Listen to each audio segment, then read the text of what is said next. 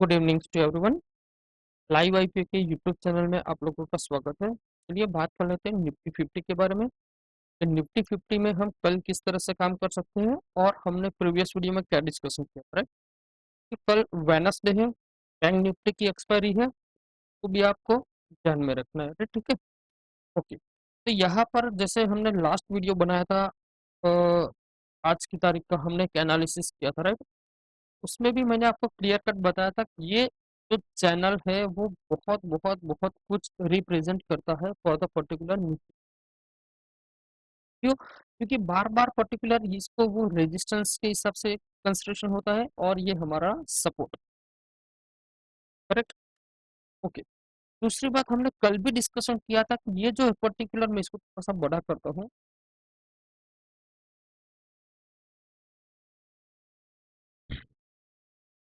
ये जो red candle बनी थी और इसी रेड कैंडल के ऊपर मैंने आपको बताया था कि ये जो रेड कैंडल का फॉर्मेशन है उसको हम बोलते हैं शूटिंग स्टार। क्या बोलते हैं? Shooting star. अब शूटिंग स्टार भी फॉर्मेशन कब, कहाँ पर, किस जगह पर बनता है उसके पर बहुत इंपॉर्टेंस होता है, राइट। अगर मान लीजिए शूटिंग स्टार मार्केट अगर पर्टिकुलर एक अप ट्रेंड में जाता है और टॉप पर अगर वो शूटिंग स्टार बनाता है तो ये एक बहुत बहुत नेगेटिव कैंडल हो जाती है फॉर द पर्टिकुलर किसी भी स्टॉक के बारे में, करेक्ट।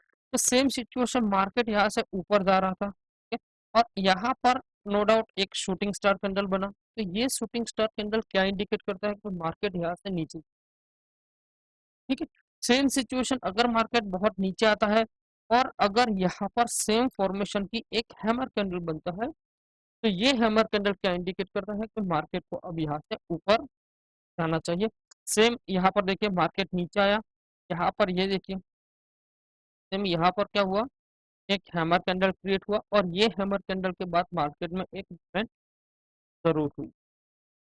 ओके, अब आज के मार्केट में भी सेम सिचुएशन बना है, अगेन एक शूटिंग स्टार कैंडल यहाँ पर क्रिएट हो चुकी है, करेक्ट। मतलब कहने का मतलब दो शूटिंग स्टार क्रिएट हुई है और दोनों कैंडल में अगर हम कंपैरिजन करें तो क्या है कि ये इसका हाई है, ये कभी इसने हाई को टच नहीं किया। ओके, दूसरी बात, का जो लो है ऑलरेडी इसके लो के नीचे चला चुका है, करेक्ट। ओके, तो तब हमारे लिए मान लीजिए ये दोनों कैंडल को आपको एक ही कैंडल मान लो, इसका जो टॉप है वो आपका एक रेजिस्टेंस हो जाएगा और इसका जो पर्टिकुलर बॉटम है वो हो जाएगा सपोर्ट। जब पर्टिकुलर आप इंट्राडे ट्रेडिंग करोगे ना तो उसके लिए ये बहुत इंपॉर्टेंट, ठीक है। अब ये दो कैंडल हमें क्या इंडिकेट करता है कि मार्केट यहाँ से नीचे जाना चाहिए, करेक्ट। ओके, लेकिन उसमें भी दो कंडीशन है, अगर मार्केट 2 या 3 दिन के अंदर अगर मान लो नीचे नहीं आता, 2 या 3 दिन के अंदर अगर मार्केट नीचे नहीं आता है तो फिर उस कंडीशन में हम ये कहेंगे इस दो कैंडल का पर्टिकुलर, मेरी बात को बहुत ध्यान से देखना और समझना कि अगर मान लीजिए कल 1, 2 और 3, ये 3 दिन के अंदर मार्केट अगर पर्टिकुलर ये लो ब्रेक नहीं कर कर नीचे नहीं आता तो फिर समझ लेना कि ये दो कैंडल का फिर कोई मतलब नहीं रहेगा, चाहे वो शूटिंग स्टार हो चाहे वो नेगेटिव, करेक्ट। तो ये हो गया हमारा डेली का एनालिसिस। डेली के एनालिसिस में सिंपल सी बात है कि आज का जो लो है वो आप मार्क करके रखना, ठीक है। अगर जो आज का लो है ऑलमोस्ट 23,200, ठीक, तो ये जो लो आप बनाओगे 23,200 के आसपास, करेक्ट। अगर मार्केट इंट्राडे के अंदर इसके नीचे निकलता है तो ही आपको पर्टिकुलर फुट में एंट्री। कल के लिए भी मैंने सेम कल के वीडियो में भी बताया था कि अगर मार्केट 23,400 के ऊपर अगर सस्टेन करता है तो ही हम यहाँ पर पर्टिकुलर कॉल में, अगर इसके ऊपर नहीं निकलता है तो ना ही हम कॉल में एंट्री करेंगे ना ही हम पर्टिकुलर पुट में एंट्री। क्लियर? ये पर्टिकुलर पोजिशनल भी बता दिया, इंट्राडे भी बता दिया। अब हम बात कर लेते हैं पर्टिकुलर 5 मिनट के टाइम फ्रेम पर, तो हमें वहां पर ज्यादा क्लैरिटी मिल जाए। देखिए ये दिन देखिए, ये हाई और ये लो, कल भी मैंने जो वीडियो बनाया था उसमें भी मैंने क्लियर कट बताया था कि अगर मार्केट 23,400 का लेवल अगर ऊपर के साइड ब्रेक करेगा तो मैं कॉल में एंट्री करूंगा, और अगर पर्टिकुलर ये लेवल के नीचे अगर वो ट्रेड करना स्टार्ट करेगा तो मैं पुट में एंट्री करूंगा। करेक्ट। लेकिन अगर मार्केट की आप देखोगे, अगर उसकी मूवमेंट देखोगे पूरा दिन का, तो आपको मार्केट ने कहीं पर भी कोई एक पर्टिकुलर मौका नहीं दिया कि जहां पर आप उसमें कर पाओ। ठीक, देखिए और बड़ा सा लाइन लो, ठीक है। तो ये जो मैंने दो लाइनें ड्रॉ की है वो है एक ये लाइन और एक ये लाइन। ये क्या इंडिकेट करता है? ये मतलब प्रीवियस डे मतलब 10th जून का हाई पॉइंट है और ये दिन का लो पॉइंट है। करेक्ट। तो ये पर्टिकुलर इंट्राडे में हम ट्रेड करेंगे तो ये मेरे लिए एक रेजिस्टेंस का काम करता है और ये करता है। करेक्ट। ओके। अब मार्केट ओपन हुआ, सडनली नीचे आया, सेम उसी पॉइंट को टच किया, वापस चला, अगेन नीचे आया। ठीक है। तो यहाँ पर आप देखोगे तो इसने ऑलरेडी ब्रेक कर दिया हुआ है कैंडल ने, तो बहुत सारे लोगों ने यहाँ पर एंट्री लिया भी होगा। No doubt as per technical analysis के हिसाब से यहाँ पर एंट्री पीई में बनती भी थी, लेकिन दूसरी ही कैंडल ने हमारा एसएल भी ले।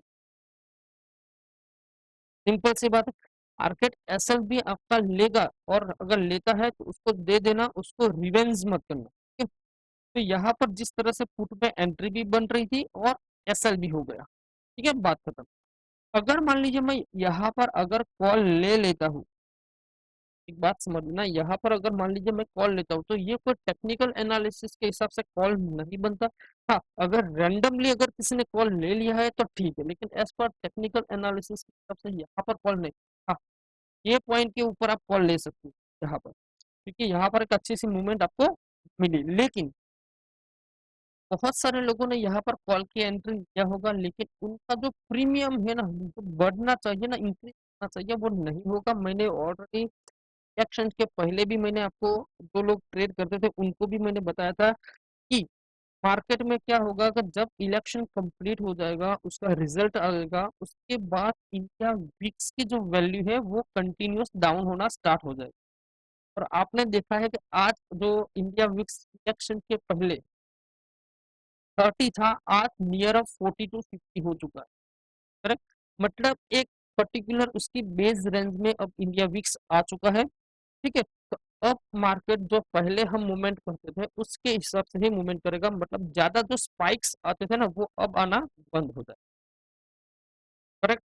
ओके। तो यहाँ पर मार्केट के वो ऊपर तो गया, लेकिन इंडिया विक्स कंटिन्यूस डाउन होने की वजह से जो कॉल के प्रीमियम रियली इंक्रीज होने चाहिए वो हो नहीं पाएंगे। और क्या होगा, मार्केट यहाँ पर मान लीजिए 100 पॉइंट भी मूवमेंट करेगा, लेकिन आपका जो सीई है वो मूवमेंट यहाँ पर सिर्फ 20 to 30 पॉइंट ही करेगा, उससे ज्यादा नहीं। ठीक है, ठीक है, वो तो ठीक है। अब यहाँ पर देखिए,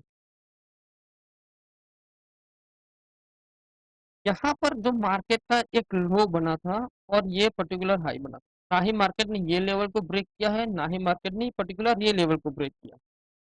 ठीक है।